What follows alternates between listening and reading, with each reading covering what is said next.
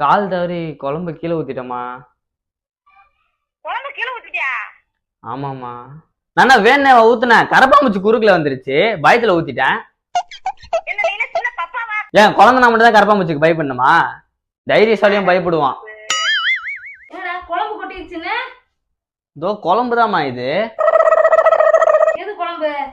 தக்காளி, வெங்காயம், கருவேப்பிலை, கத்திரிக்காய் இதெல்லாம் குழம்பா? ஆமா, குழம்புல வேற என்ன போடுவீங்க? காய் தான் போடுவான். இது காய்கறி தானே, அப்ப குழம்பு இல்லையா இது? வித்தியாசம் இல்லையாடா? காய்க்கும் குழம்பு வித்தியாசம் இல்லையா? குழம்பு தான் ஊத்திடுச்சு. ஆமாமா அம்மா, இதுவும் குழம்பு தானம்மா.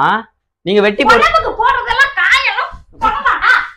நீங்க வெட்டி போடுவீங்க, நான் முழுசா போட்டு வச்சிருக்கேன். இதுல என்ன வித்தியாசம்? எலி இதை டின்னருக்கு ரெடி பண்ணிட்டு இருந்துச்சு, அதுக்குள்ள உங்களுக்கு ஃபோன் பண்ணி நான் கூப்பிட்டுட்டேன்.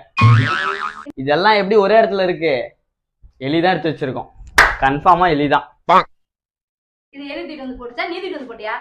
மறக்காம அந்த சப்ஸ்கிரைப் பட்டன் மட்டும் அழுத்தி விட்டுருங்க.